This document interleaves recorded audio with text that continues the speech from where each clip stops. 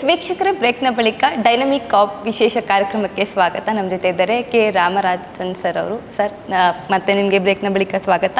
ಹೇಳ್ತಾ ಇದ್ರಿ ಒಂದಷ್ಟು ಆಗುಹೋಗುಗಳ ಬಗ್ಗೆ, ಮತ್ತು ನಿಮ್ಮ ಬಾಲ್ಯ ಹೇಗಿತ್ತು ಇದೆಲ್ಲ ನೋಡ್ತಾ ಇದ್ದರೆ ತುಂಬ ಸ್ಟ್ರಿಕ್ಟಾಗಿ ದಕ್ಷ ಅಧಿಕಾರಿ ಅಂತ ಹೇಳಿದ್ರೆ ನಿಜವಾಗ್ಲೂ ತಪ್ಪಾಗೋದಿಲ್ಲ.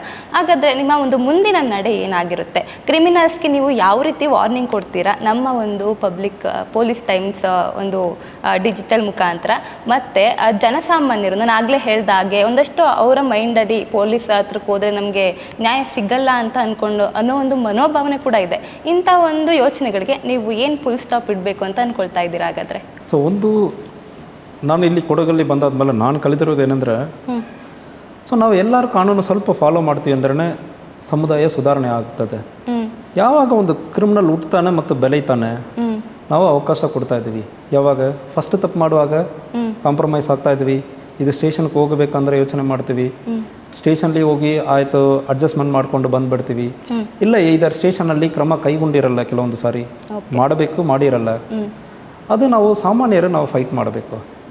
ನಮಗೆ ಅನ್ಯಾಯ ಆಗುವ ಸಂದರ್ಭದಲ್ಲಿ ಯಾರು ಬೇಕಾದ್ರೆ ನೀವು ಇರಿ, ಸ್ಟೇಷನಲ್ಲಿ ಸಿಕ್ಕಿಲ್ಲ DSP ಹೇಳಬಾರ್ದು ನನಗಿಂತ ಅನ್ಯಾಯ ಆಗಿದೆ, ಸ್ಟೇಷನ್ಲಿ ಕ್ರಮ ಕೈಗೊಂಡಿಲ್ಲ. ಇಲ್ಲ SP ಆಫೀಸ್ಗೆ ಬರಬಾರ್ದು. ಒಂದು ವೇಳೆ ಇಲ್ಲಿನೂ ಸಿಕ್ಕಿಲ್ಲ, you should not stop. Court ಇರುತ್ತದೆ, ನಮ್ಮ ಸೀನಿಯರ್ ಆಫೀಸರ್ಸ್ SP ಕಡೆ ಹೋಗಿದ್ದೀನಿ, SP ಕ್ರಮ ಕೈಗೊಂಡಿಲ್ಲ, SP ಕೈವಾಡ ಇದೆ ಅಂದ್ರೆ ನೀವು ಕಂಪ್ಲೇಂಟ್ ಬರಿ. ನಾನು ತಪ್ಪು ಮಾಡ್ತೀನಿ ಅಂದ್ರೂ ನೀವು ಕಂಪ್ಲೇಂಟ್ ಬರಿ. ಆ ಫೈಟ್ ಇರಬೇಕು, ಸಣ್ಣದಿರಲಿ ದೊಡ್ಡದಿರಲಿ. ಅಂಥ ಫೈಟ್ ಇರುವಾಗ ಏನಾಗುತ್ತದೆ, ಅಸ ಸೊಸೈಟಿ ನಾವು ಹೇಳ್ತಾ ಇದ್ದೀವಿ, ನಾನು ಒಬ್ಬರು ಮಾತ್ರ ಹಿಂಗೆ ಮಾಡೋಕ್ಕಾಗುತ್ತದೆ. We have to do it. ನೀವು ಬಿಟ್ಟು ಕೊಡ್ತೀರಂದ್ರೆ you will not have any right. ನನಗೆ ಅನ್ಯಾಯ ಆಗಿಬಿಟ್ಟು ಅಂದರೆ ಹೇಳೋದಲ್ಲ, ಅದಕ್ಕೆ ನೀವು ಫೈಟ್ ಮಾಡಬೇಕು ಪ್ರತಿಯೊಬ್ಬರು. ನಾನಿದ್ದೀನಿ ಅಂದರೆ ನನಗೆ ಅನ್ಯಾಯ ಆಗುತ್ತೆ ಅಂದರೆ ನಾನು ಫೈಟ್ ಮಾಡ್ತೀನಿ. ನಿಮಗೆ ಆಗುವಾಗ ನೀವು ಫೈಟ್ ಮಾಡಬೇಕು, ಸಣ್ಣದಿರಲಿ ದೊಡ್ಡದಿರಲಿ. ಆ ನೇಚರ್ ಪ್ರತಿಯೊಬ್ಬರಿಗೆ ಇರಬೇಕು. ಆವಾಗ ಈ ಕ್ರಿಮಿನಲ್ಸ್ ಎಲ್ಲ ಏನೂ ಇರಲ್ಲ. ಕ್ರಿಮಿನಲ್ಸ್ 1-2 ಅವರು ಜೈಲಿಗೆ ಹೋಗಿಬಿಡ್ತಾರೆ. ಇನ್ನೊಂದು it is a very painful thing ಏನಂದರೆ, ನಮ್ಮ ಡಿಲೇಸ್ ಇನ್ ದ ಪ್ರಾಸೆಸ್ ಇದು ಸರಿಯಾಗಬೇಕು. ಇದು ಸಿಸ್ಟಮಲ್ಲಿ ಇರೋ ಒಂದು ಫ್ಲಾ ಇರ್ತದೆ. ಭಾಳಷ್ಟು ಕೇಸಲ್ಲಿ ವಿಚಾರಣೆ ಹಂತದಲ್ಲಿ 8 ವರ್ಷ 10 ವರ್ಷ ಇರೋದು, ಶಿಕ್ಷೆಗಳು ಪರ್ಸೆಂಟೇಜ್ ನಮ್ಮ ಇಂಡಿಯಾನಲ್ಲಿ ಎಲ್ಲರೂ ಇನ್ವೆಸ್ಟಿಗೇಷನ್ ಏಜೆನ್ಸಿ ಇರಲಿ, ಜುಡಿಷಿಯಲ್ ಪ್ರಾಸೆಸ್ಸಲ್ಲಿ ಇರುವ ಡಿಲೇಸ್, ಇದು ಒಂದು ಕಾರಣ, ಇಲ್ಲಾಂದರೆ ಹೇಳೋಕ್ಕಾಗಲ್ಲ. ಆವಾಗ ಜನ ಏನು ಹೇಳ್ತಾರೆ, ಅಲ್ಲಿ ಕೋರ್ಟಿಗೆ ಹೋಗಿ ನಮಗೆ ನ್ಯಾಯ ಸಿಗೋದಕ್ಕೆ ಟೈಮ್ ಆಗ್ತದೆ, ನೀವೇ ನ್ಯಾಯ ಕೊಡಿ.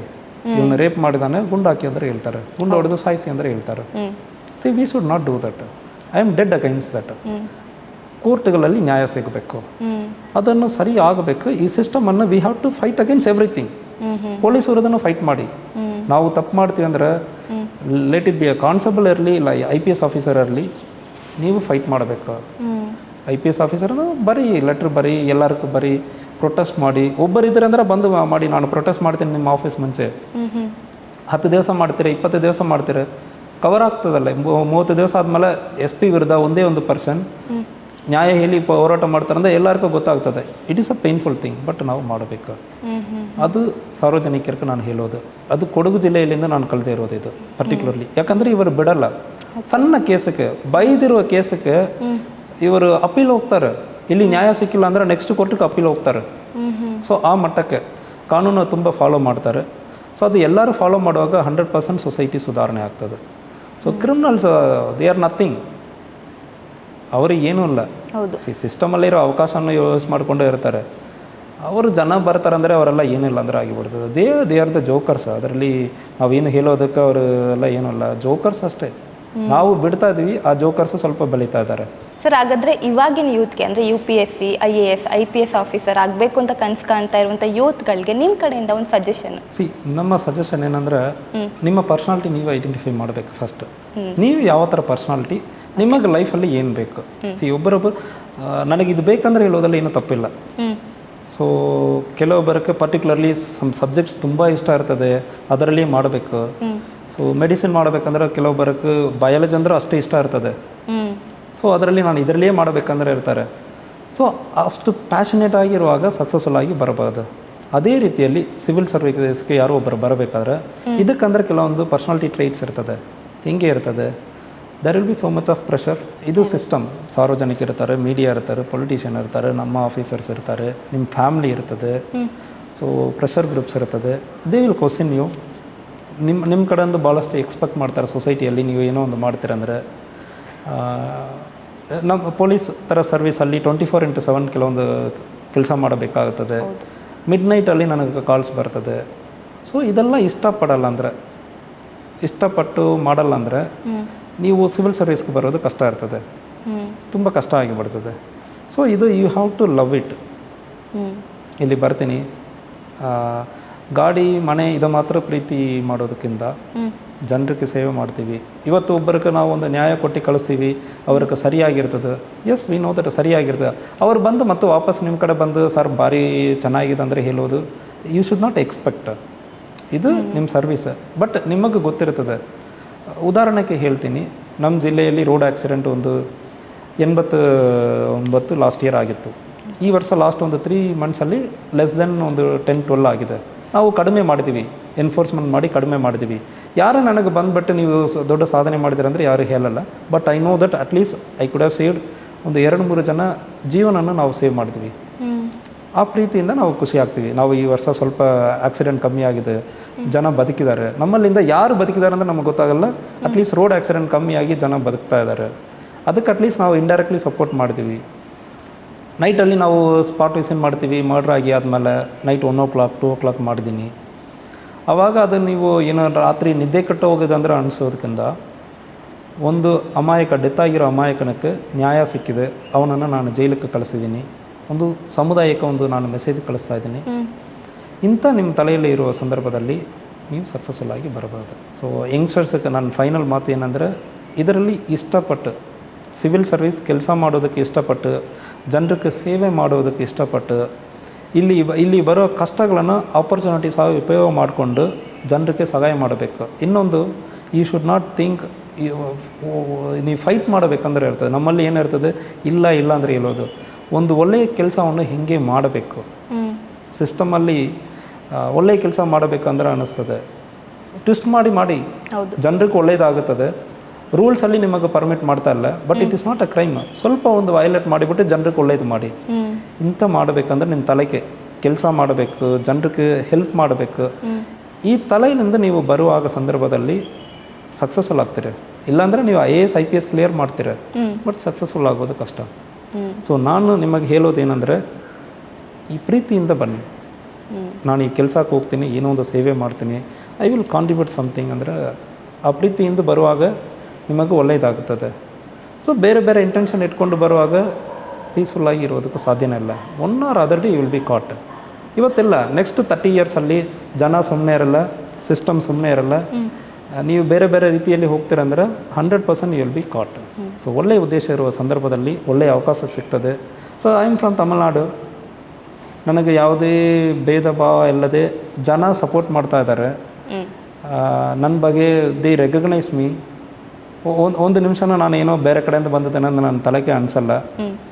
ಸೊ ಅಷ್ಟು ಪ್ರೀತಿ ಇದೆ ಜನ ತೋರಿಸ್ತಾರೆ. ಅದು ನಾವು ಮಾಡೋ ಒಳ್ಳೆಯ ಕೆಲಸಕ್ಕೆ ಕೊಡುವ ಒಂದು ಪ್ರೀತಿ ಅಷ್ಟೇ. ಈಗ ಇಷ್ಟೋ ತನಕ ನಿಮ್ಮ ಒಂದು ಬಾಲ್ಯ ಇರ್ಬೋದು, ನಿಮ್ಮ ಒಂದು ನಡೆದು ಬಂದ ಹಾದಿಯನ್ನು ಹಂಚ್ಕೊಂಡ್ರಿ ನಮ್ಮ ಹತ್ರ. ಹೇಗೆ ಅನ್ನಿಸ್ತು ಸರ್ ಪೊಲೀಸ್ ಟೈಮ್ಸ್ ಡಿಜಿಟಲ್ ಜೊತೆ ಮಾತನಾಡಿ? ಹೇಗೆ ಅನ್ನಿಸ್ತು ನಿಮಗೆ? ಇಲ್ಲ, it is a good opportunity to convey. ನಮಗೊಂದು ಅವಕಾಶ. ನಾವು ನಮ್ಮ ತಲೆಯಲ್ಲಿ ಏನಿರುತ್ತೆ ಅಂದರೆ ಜನರಿಗೆ ಗೊತ್ತಾಗಬೇಕು, ಒಳ್ಳೆಯ ವಿಚಾರಗಳನ್ನು ಜನರಿಗೆ ನೀವು ತಿಳಿಸಬೇಕು. ನಾವು ತಪ್ಪು ಮಾಡುವಾಗ ಅದೇ ರೀತಿಯಲ್ಲಿ ಕ್ರಿಟಿಸೈಸ್ ಮಾಡಬೇಕು. ನಾನು ಎಕ್ಸ್ಪೆಕ್ಟ್ ಮಾಡೋದು, ನಾನು ಇಲ್ಲಿ ಎಲ್ಲರಿಗೂ ಹೇಳೋದೇನೆಂದರೆ, media is having the larger responsibility. ತಪ್ಪು ಮಾಡುವಾಗ ಯಾರು ತಪ್ಪು ಮಾಡ್ತಾರೆ ಅಂದ್ರೆ ಕ್ರಿಟಿಸೈಸ್ ಮಾಡಿ. ನನ್ನ ಬಗ್ಗೆ ಕ್ರಿಟಿಸೈಸ್ ಮಾಡುವಾಗ ಯೂಸ್ ಟು ಬಿ ಹ್ಯಾಪಿ. ಇದು ನೀವು ಮಾಡಿಲ್ಲ ಅಂದರೆ ನೀವು ಹೇಳ್ತೀರಂದ್ರೆ ಗುಡ್ ಥಿಂಗ್. ಅದೇ ರೀತಿಯಲ್ಲಿ ಒಳ್ಳೆಯ ವಿಚಾರಗಳು ಅದನ್ನು ನೀವು ಮುಂದುವರ್ಕೊಂಡು ಹೋಗಬೇಕು. ಜನರಿಗೆ ಏನು ಬೇಕಾಗುತ್ತದೆ, ಅವ್ರಿಗೆ ಕಾನೂನು ಅರಿವು ಬೇಕಾಗುತ್ತದೆ ಕೆಲವೊಂದು ವಿಚಾರದಲ್ಲಿ, ಅದನ್ನು ಇನ್ನೂ ಸ್ವಲ್ಪ ಚೆನ್ನಾಗಿ ನಡೆಸ್ಕೊಂಡು ಜನರಿಗೆ ಅರಿವು ಮುಟ್ಟೋ ಕಾರ್ಯಕ್ರಮ. ಈ ಸಿಸ್ಟಮಲ್ಲಿ ಯಾರು ತಪ್ಪು ಮಾಡ್ತಾರಂದರೆ ಅವ್ರಿಗೆ ಪ್ರಶ್ನೆ ಮಾಡೋದಕ್ಕೆ ಏನೇನು ಮಾಡಬೇಕು ಅಂಥ ವಿಚಾರಗಳನ್ನು ನೀವು ಮುಂದಿನ ದಿವಸಗಳಲ್ಲಿ ಅದು ಮಾಡಬೇಕು. ಒಂದು ಒಳ್ಳೆಯ ಕೆಲಸವನ್ನು ಮಾಡ್ತಾಯಿದ್ದಾರೆ, ದಯವಿಟ್ಟು ಕಂಟಿನ್ಯೂ ಮಾಡಿ ಇದೇ ವಿಚಾರವನ್ನು. Thank you so much sir. ಈಗ ನಿಮ್ಮನ್ನ ನೋಡ್ತಾ ಇದ್ದರೆ ಒಬ್ಬ ದಕ್ಷ ಅಧಿಕಾರಿ, ಪೊಲೀಸ್ ಅಧಿಕಾರಿ ಅಂತ ಹೇಳಿದ್ರು ಕೂಡ ಏನು ತಪ್ಪಾಗೋದಿಲ್ಲ. ಯಾಕಂತ ಹೇಳಿದ್ರೆ ಆ ಪೊಲೀಸ್ ಅಧಿಕಾರಿಗೆ ಮುಖ್ಯವಾಗಿ ಬೇಕಾಗಿರೋದು ಫಿಟ್ನೆಸ್. ನಿಮ್ಮ ಫಿಟ್ನೆಸ್ನ ಸೀಕ್ರೆಟ್ ಏನೋ ಆಗುತ್ತೆ? ಸೊ ಫಿಟ್ನೆಸ್ ಜಸ್ಟ್ ಯೋಚನೆ ಮಾಡಿ, ಕಾಕಿ ಬಟ್ಟೆ ಹಾಕ್ಕೊಂಡು ಒಂದು ಹೊಟ್ಟೆ ಒಂದು ತುಂಬಿಕೊಂಡು ಇರ್ತೀನಿ ಅಂದರೆ ಹೆಂಗೆ ಅನಿಸ್ತದೆ your personal opinion. Just imagine ಮಾಡ್ತೀವಿ ಅಂದರೆ ನನಗೆ ಅದು ಕಾನ್ಫಿಡೆನ್ಸ್ ಬರಲ್ಲ. ಓಕೆ. ಇದು ಅಪಿಯರೆನ್ಸ್. ಎರಡು ನಾನು ಹೇಳ್ತಾ ಇದ್ದೀನಿ. ಸೊ ನಾವು ಅನ್ ಟೈಮಲ್ಲಿ ವರ್ಕ್ ಮಾಡ್ತೀವಿ, ಬೇರೆ ಬೇರೆ ಕಡೆ ಹೋಗ್ತೀವಿ. You have to be active. Active ಇರಬೇಕಂದ್ರೆ physically you have to be strong and fit. ಅದು ತುಂಬ ಇಂಪಾರ್ಟೆಂಟ್ ಇರ್ತದೆ.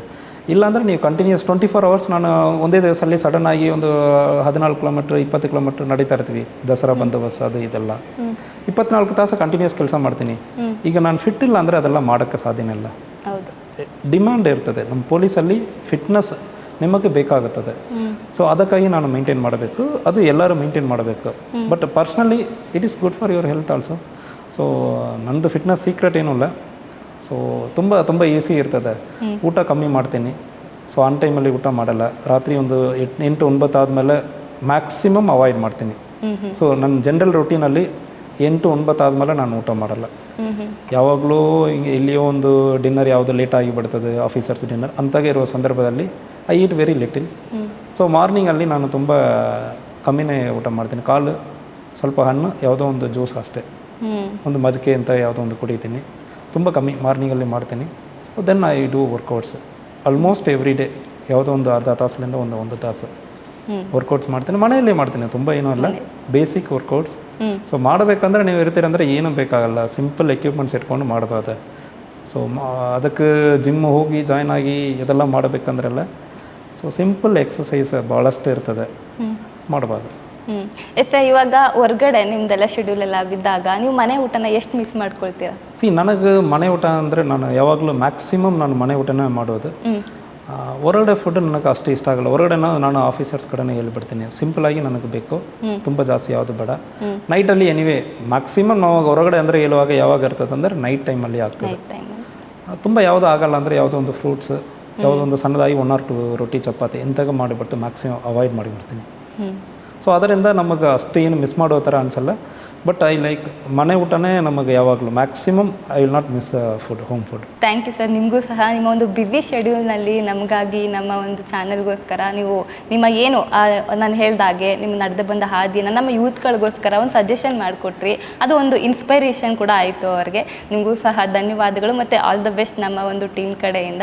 ಇನ್ನೂ ಸಹ ಯಥೇಚ್ಛವಾಗಿ ನಿಮ್ಮ ಕಡೆಯಿಂದ ಕೊಡಗು ಜಿಲ್ಲೆ ಆಗಿರ್ಬೋದು, ಎಲ್ಲೆಲ್ಲಿ ಪೋಸ್ಟಿಂಗ್ ಆಗುತ್ತೆ ಅಲ್ಲಿ ನೀವು ಈಗ ಇಲ್ಲಿ ತನಕ ಏನು ಕೆಲಸವನ್ನು ಮಾಡ್ಕೊಂಡು ಬಂದಿದ್ದೀರಾ, ಇದು ಹೀಗೆ ಮುಂದುವರಿಲಿ ಅಂತ ಹೇಳ್ತಾ ನೋಡಿದ್ರಲ್ಲ ವೀಕ್ಷಕರೇ, ಕೆ ರಾಮರಾಜನ್ ಸರ್ ಅವರು ಎಷ್ಟೆಲ್ಲ ಅವರ ಒಂದು ನಡೆದು ಬಂದ ಹಾದಿಯನ್ನು ಯೂತ್ಗಳಿಗೆ ಇನ್ಸ್ಪಿರೇಷನ್ ಆಗಲಿ ಅಂತ ನಮಗೋಸ್ಕರ ತಮ್ಮ ಶೆಡ್ಯೂಲನ್ನು ಕೂಡ ಇಟ್ಕೊಟ್ಟಿದ್ರು. ಇಷ್ಟು ಹೇಳ್ತಾ ಈ ಒಂದು ವಿಶೇಷ ಕಾರ್ಯಕ್ರಮವನ್ನು ಮುಗಿಸ್ತಾ ಇದ್ದೀವಿ. ಧನ್ಯವಾದಗಳು.